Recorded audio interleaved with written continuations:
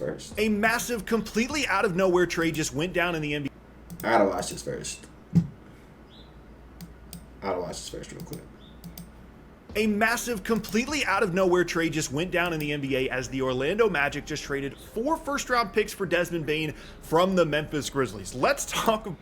Breaking: the Memphis Grizzlies are trading Desmond Bane to the Orlando Magic for Kentavious Caldwell-Pope, KCP, Cole Anthony, 4 unprotected first-round picks, and 1 first-round swap pick. Desmond Bane? Desmond Bane is worth all that? 2 role players and 4 unprotected first-round picks? About the Memphis part of this because it's super, super interesting. There have been trade rumors around them this offseason, but a lot of those rumors have centered around Ja Morant, who's had off-court issues, who's had injury issues. There were questions about whether he was the franchise guy for Memphis moving forward. Jaren Jackson got a lot better. Desmond Bane is a nice player for them as well. And so if there was going to be this kind of a shocking trade in Memphis, it seemed like Ja Morant would be the guy, not Desmond Bane. But all of a sudden, Bane is now in Orlando in exchange for a ton of stuff. KCP. Is he good or is he like fake decent? He's good. He's pretty good. He's nice. He's nice. Anthony, 4 future first but round I don't picks. know if he's worth all that though. Shit, but the Magic said they need that nigga. I feel like it's a good fit for the Magic. Cause now you got Jalen Suggs. A 3-and-D. No, Jalen Suggs is a slashing playmaker. He's a 2-way slashing playmaker. That's Jalen Suggs. Now you got Desmond Bane who could come off the screens and all that shit, pull up, and he's swole. And you got Paolo. So now you got more space for Paolo to fucking work. You could damn near play 5 out. Yeah, and you got friends and shit. This is not a bad roster. 26 pick from Phoenix and a future pick swap. And what I think happened here for Memphis was 2 different things. One, I don't think they were necessarily actively shopping Desmond Bane, but Orlando went through their guard options. We're going to talk about Orlando here in a little bit, and they settled on Bane as a guy that they felt like was really going to help them get over the top in the Eastern Conference, and they gave Memphis a ton of value in exchange for him. They forced their hand where they looked at this and said, we have to take this deal. We don't have a choice. This is so much value in exchange for a guy in Bane that, yes, we just signed him to an extension, but you can't pass up a deal like this. And Memphis said, okay, sure, if you want to give us this many picks and a couple of other guys we could maybe flip or just use in KCP and Cole Anthony, we're going to take the deal. I think the other part of what happened here for Memphis is things are obviously changing. No more Taylor Jenkins. They've got a new coach. They ran a new offensive system this year. And Bane was just kind of okay. At times he looked a little bit out of place in the system, and I wouldn't be surprised if there were some internal discussions about, is it time to try and see what the value is out there for Desmond Bane? Be quiet about it, but see what's out there, because whatever would... How much is the deal? I think it was like 38 point something million for like the year. Trying to build here is going to be a little bit more centered around, I don't know how many Jaren years. Jackson, Ja Morant of the world, and Bane just isn't as good of a fit. Now, it's interesting because a lot of the space... They traded him. So I think he has like 1 more year left on his contract, and he's a free agent. And then from there, the Magic could possibly could resign, give him a fat ass bag, and be like, "Hey, bro, you hoop like a motherfucker this year, G. Stay with us, bro. We got you with a bag." Or he could just say, "Fuck y'all niggas. To be honest, I want to go to like the Mavericks," or just say some random shit. Facing issues Orlando is trying to solve are now going to exist in Memphis because Bane was one of the more consistent shooters over the last couple of seasons, but I can totally understand why Memphis made this deal when they did. In terms of grades, we're going to talk about grades later. This obviously grades out really well for Memphis. On the other hand, let's talk about the Orlando Magic. This is an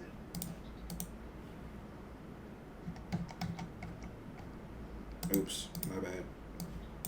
an incredibly interesting deal for them for a couple of different reasons. We talked about the fact that this is a team that has needed a perimeter creator and shooter for a while. Anthony Simons has been rumored to go to Orlando for like 2 years at this point. Darius Garland was someone that we talked about on this channel. We've talked about Trae Young on this channel, but what I'm assuming happened here is Orlando went around the league. They asked about Trae Young. They asked about Darius Garland, and either those guys weren't available or they weren't available to Orlando specifically because those teams don't want to trade with Orlando, or those teams just wanted way more than what the Magic ultimately...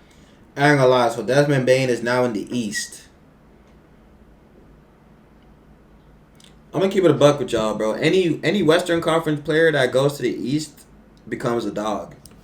I'm gonna be real with y'all, bro. Any Western Conference that goes to the East becomes a dog. You see Kevin Durant when he went to the Brooklyn Nets? hey, sure. Y'all seen Harden when he went to the Nets at first too?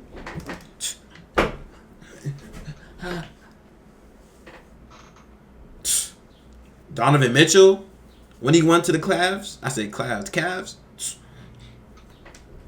Top 5 MVP voting. And nigga was in the Jazz. Any Western Conference player that goes to the East, they be smacking some niggas. They be smacking them. He could also be trash. I doubt he's gonna be trash though, cause he's already like a nice player. So the only way to you be ass is if you just, and it's a new system, so he got like a little benefit of the doubt. Traded away in exchange for Desmond Bane, and they Just a decided little that bit. Bane would be their guy. He's a guy from the Western Conference, so Memphis isn't all that worried about trading him to Orlando, and certainly they kind of forced their hand with the amount of stuff that they traded in exchange. Another reason this is interesting for Orlando is one of the guys that they brought in to kind of, get them over the hump was KCP last offseason, a guy they signed in free agency, someone that brought championship experience, two-way potential, shooting, spacing, all that stuff. KCP had a really bad year in Orlando, and just after 1 year, he's gone. He's in Memphis, and he's probably going to be really good for the Grizzlies. And so it's interesting to see this Orlando team continue to try and make shooting and spacing upgrades. And after just 1 year with KCP, they decided he wasn't the guy. And this has been a team that publicly has been pretty transparent about the fact that they feel like this offseason is their offseason to make a move, to try and get themselves. Let me be real. NBA is the hardest league to stay in. No cap. The NBA is the hardest league to stay in. Hear that one more time. NBA is the hardest league to stay in than I feel like any other sport. Football. I don't know about baseball. I ain't gonna say soccer. I don't know about soccer. But basketball is the hardest because every single year there's new draft play. There's new young talent, new players that could do this and that. If you play bad for like 1-2 years,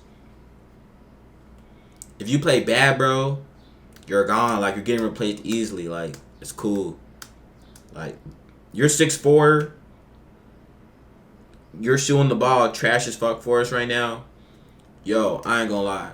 We just got done watching this fucking young nigga in college who's 6'7" and can shoot the ball good as shit and play the same position as you, and you're playing trash like this. If we draft this nigga, you're out of here, bro. And we're just gonna build that's how the NBA is, bro. You might go overseas. I'm trying to tell you, bro. I'm trying to tell you, G. And any team that does pick you up too afterwards, if they did trade your ass or some shit, any team that pick you up, they gon' yeah, bro. We already have shooters like that. So what you gonna have to do is you're gonna have to just become a 3-and-D. If you can't play defense, you're out of here too. And if you keep getting blown by, you keep getting fucked up, now you're sitting down, not getting no minutes. You go from a starter to bench player role to now I can't even play you because y'all ass keep getting cooked out there, to eventually that shit demoralizes a nigga too. Like, imagine, yo, what up, Zach? What up, my boy? Like, imagine you go from a top player in your team to now you not even playing. I don't know, it's just crazy. Into a different tier in the Eastern Conference. What you been on, this Zach? Move certainly showcases that want and that need for them to try and elevate their roster. And I'm sure plenty of people were wondering, why in the world would Orlando do this? This is so much stuff in exchange. Well, there's a couple of different things here. One, it does remind me a little bit of the Mikal Bridges trade from Brooklyn to New York, where you just identify a guy you feel like fits really well in your roster, and you're okay giving up a bunch of stuff in exchange for him because you feel like the fit is going to be just that good, in addition to their desperation to just add anybody on the perimeter that can play make and can shoot. And like I said, some of their options being pretty limited if guys like Garland and Trae Young are not available. Something else I think that's happening here is pretty limited if guys like Garland and Trae Young are not available. Something else I think that's how the fuck you fall down? What team is this? Happening here is the contract of Desmond Bane The to Hawks me really, really matters. Because how the fuck that nigga fall? See, that nigga should be playing overseas, nigga. What the fuck? Nigga didn't even do nothing. Orlando's going to be an expensive team over the next couple of seasons. Franz, Paolo, those guys are both on max deals. Jalen Suggs is making pretty much what Desmond Bane is, and Bane just signed a contract extension last offseason. Nah, the team he that fucked pays him up. between $35 and $45 million all the way until the summer of 2029. And in this era of second apron and luxury tax and all this stuff, Orlando knows their team is going to be expensive, and if they wanted to add a fourth guy, they wanted it to be a high-impact player, someone more high-impact than KCP, and someone that fits really well on the roster. And so the contract combination of Desmond Bane, Jalen Suggs, Franz Wagner, and Paolo Banchero, that's their core 4 group of guys. And assuming that Suggs stays healthy, they're going to keep him there. And they're all going to be there through 2028, 2029, signed long-term. And as the cap can his little ass fast as shit too.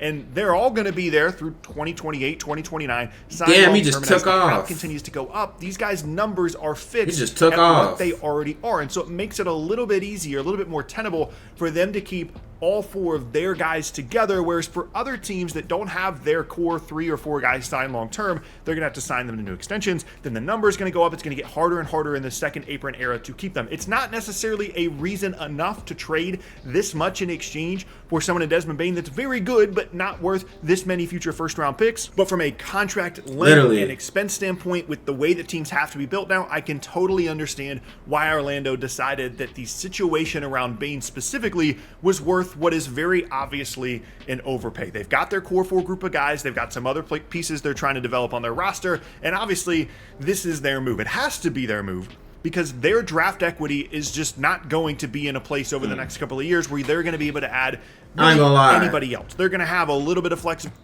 The Grizzlies, okay, cool. You're making these trades and all that shit. You're trying to get y'all team a little in the map and shit. I'm not going to lie, bro. Getting KCP and Cole Anthony right now is not going to do shit for y'all in the West next year. I'm sorry. Wemby's coming back. De'Aaron Fox coming back full season. Stephon Castle.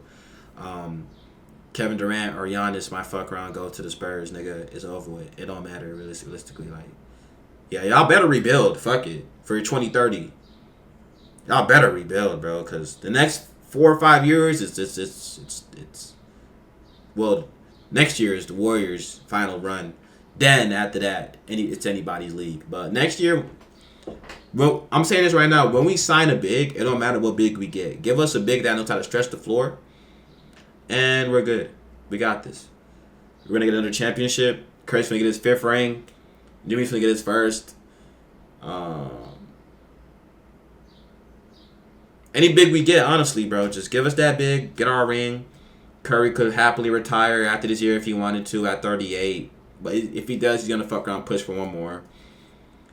Retire. Go down to the greatest point guard of all time. Arguably top 3, top 5 player of all time, most influential basketball player of all time too, by the way, once we get his 5th ring. He's already in conversations of most influential, but once he gets his 5th ring, flexibility as more future first-round picks get added to what they have available. But for the most part, this is what they could do. This was their big move, and it puts a lot of pressure on guys like Franz and Paolo and Jalen Suggs to be healthy, to be good. It puts a lot of pressure on the coaching staff to put together a functional NBA offense, which they've struggled to do over the last couple of seasons, and makes Orlando one of the most intriguing teams in the entire league next year. Moving forward now in terms of grades for the deal, for Memphis, it's obviously an A+++.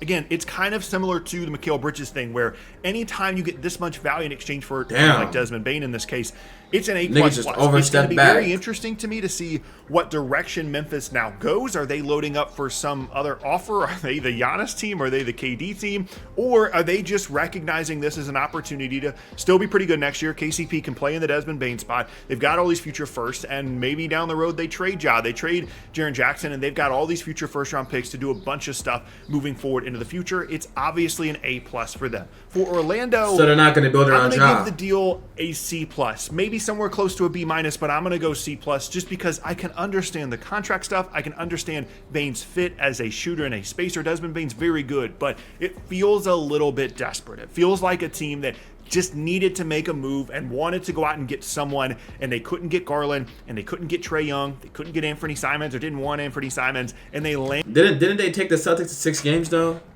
this past postseason or this playoffs, or am I tripping? Or was it 5 games? 5 or 6 healthy Celtics. So ended on Desmond Bane and ultimately really overpaid for a good player on a nice contract over the next handful of seasons, but not someone that I would have traded all of this. And really what I think brings that grade down for Orlando is that I think this is a package or a trade package similar to what they could have tried to get someone like Darius Garland for. Obviously, the circumstances in Cleveland are different. Like, they don't necessarily want to be trading for a bunch of future first-round picks because they're still very good, but they could have traded these picks for someone else that maybe Cleveland did actually want. Like, there were options here, I think, for Orlando where they could have been a little bit more patient. They could have held on to these contracts. KCP, Cole Anthony, these guys are going to be on the team next year. They're under contract, and you could have made this move a little bit later when someone became available. But clearly, they understood the situation better than I do in terms of who would actually want to go to Orlando, who would be available, what their options would be, and they decided that this was the perfect fit. And in order to be worth what they just traded away, Desmond Bane has to be the 100% perfect fit in Orlando, and I can't wait to... all right, I heard enough. I hear you, my nigga. I hear you, my nigga. Damn. I think the Magic are probably gonna be second round exits though. Second or third. No, second. Probably second.